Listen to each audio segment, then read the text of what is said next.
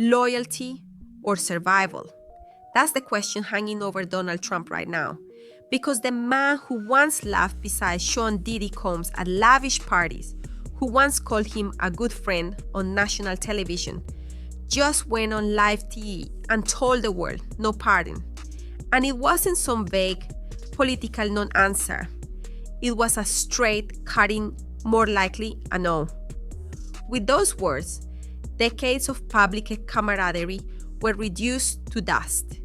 The champagne toasts, the charity gala photos, the celebrity golf tournaments, they vanished in an instant. And Diddy's sons, they're not playing nice. They're furious. They're calling it the ultimate betrayal. And they're not just hinting, no. They're flat out suggesting that Trump's refusal has less to do with justice and everything to do with protecting his own secrets. From whispered White House backroom talks to billion-dollar scandals to rumors of wild nights in Trump's own hotels, Diddy's story pulls back the curtain on a friendship that could implode the 2024 campaign. And trust me, what you're about to hear will make you wonder, is Donald Trump saving the country or just saving himself? It's July. The air inside the Newsmax studio is cool, but the tension is thick. Trump sits at the desk, that familiar mix of confidence and calculation on his face. The host, leaning in just slightly, knows he's about to drop a question that's been circulating in political and celebrity circles for weeks. Mr. President, would you pardon Sean Diddy Combs? For a moment, Trump doesn't answer. He adjusts his suit, leans back, and you can almost hear the mental math. Behind the scenes, the whispers had been constant. Diddy's team working the back channels, trying to appeal to the one man who could erase years of prison time with a single signature. Political allies said it wasn't impossible. In fact, some insiders claimed that earlier in the year, a pardon was actually being discussed. But that night, the answer changed everything. Trump's lips curl slightly, and he delivers the 5 words that will ricochet through headlines and hashtags for the next month. More likely, a no. He doesn't stop there. He starts talking about the past, about how, when he ran for president, Diddy turned hostile, publicly criticized him, called him dangerous, even said white men like Trump need to be banished. In other words, this isn't about the law, it's about loyalty and payback. For Justin and Christian Combs, watching from the outside, this wasn't politics. This was personal. Their father is facing decades behind bars, and the one man who could help just brushed it off because of something said years ago. Hours later, the brothers hit social media. Christian posts that maybe loyalty isn't real anymore. Justin writes that some people only remember the bad you said about them, but forget the times you put them on, the times you opened doors for them. It's not subtle. Everyone knows who they're talking about. And the sting is worse because Trump and Diddy weren't just 2 celebrities who crossed paths. They were part of each other's story. But to understand why this feels like such a knife in the back, you have to rewind to when Trump and Diddy were not enemies, but allies. It's the late 1990s in New York City. The nightlife is electric. Limousines line the curbs, outside exclusive clubs. Inside, champagne bottles pop under gold-tinted lights.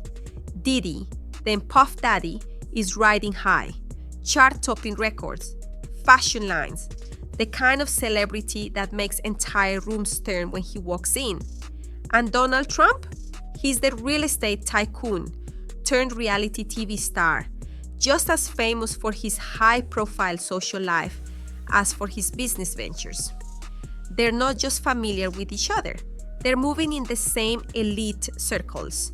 Flashbulbs go off at charity galas in the Hamptons. There's footage of the two shaking hands at celebrity golf tournaments. They're seated at the same VIP tables during events most people only read about in magazines. In 2012, Trump goes on record calling Diddy a good friend.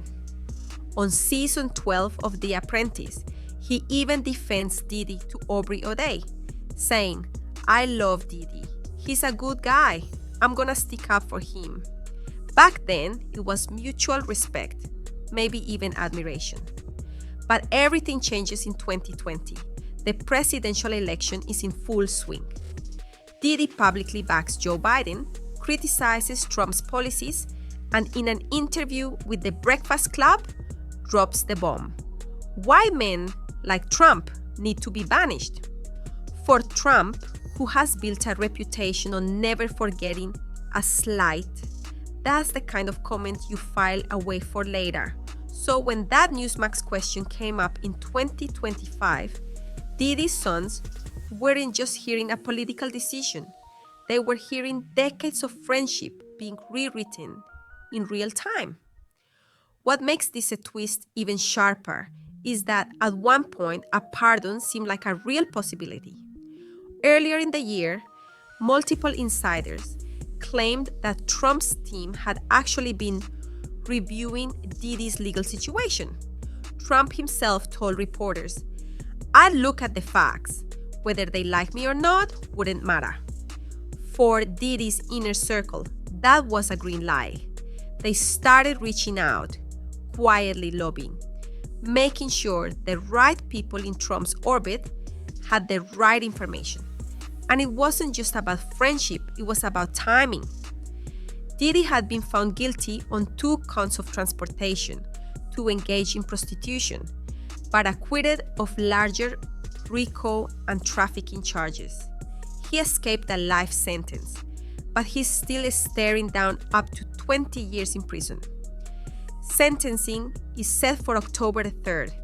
In theory, a presidential pardon could erase all of that. But by mid-July, the doors started closing. Trump's public language shifted from "let's see" to "probably not." The question is, why? And the answer might have more to do with Trump's own past than with Diddy's.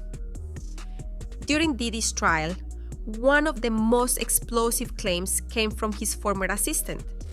Under oath, she testified that the Trump International Hotel in New York was one of Diddy's favorite venues for his infamous late-night freak-off parties. Prosecutors didn't stop at her word. They brought physical receipts, hotel invoices, time-stamped surveillance clips, allegedly showing Diddy's entourage booking penthouse suites for gatherings that stretched until sunrise. Diddy's lawyers deny it, but the evidence is there, filed in the court record for anyone to see. Now, imagine this from Trump's perspective. If he pardons Diddy, those hotel nights become fair game for every reporter, every political opponent, every late-night host. Who was there? What happened? Were there other powerful guests? It's the kind of connection that can take a political story and turn it into a scandal. And for a man running for president again, that's not just inconvenient, it's dangerous. Trump's refusal didn't just anger Diddy's sons, it gave his enemies ammunition. 50 Cent, who has made a sport out of trolling Diddy, jumped in instantly. He posted all clips of Diddy criticizing Trump, with captions aimed squarely at discouraging any kind of pardon. Then came Suge Knight, calling from prison, saying he wouldn't be surprised if Trump gave Diddy a pass because they used to party in the same places. That one line sent social media into overdrive with speculation about what Suge might know. And in the middle of it all, Justin and Christian kept posting, subtle enough to avoid direct confrontation, but sharp enough that nobody could mistake their target. This is the tightrope Trump is walking. If he pardons Diddy, critics will paint him as protecting yet another wealthy man accused of predatory behavior, linking it to the lingering Epstein controversy, and even his ongoing $10 billion lawsuit against Rupert Murdoch for articles about those ties. If he refuses, the story becomes one of betrayal, throwing away decades of friendship to save himself politically. And in an election year, every decision is magnified. Every headline has the potential to sway voters. Trump knows that, which is why, for now, the decision stays on ice. October 3rd is coming fast. Diddy's sons are ramping up the pressure, posting reminders of all alliances, hinting at things unsaid. Trump is buying time, but time is the one thing he doesn't have much of. And the closer we get to that sentencing date, the higher the stakes get for both men. So here's the question. Do you think Donald Trump is betraying Diddy? Or is he simply protecting himself? One way or another, this decision will leave a mark on politics, on celebrity culture, and maybe on history itself. Drop your thoughts below. Hit that like button if you want the truth behind these headlines, and subscribe, because if that pattern happens, the fallout will make everything we just talked about look small.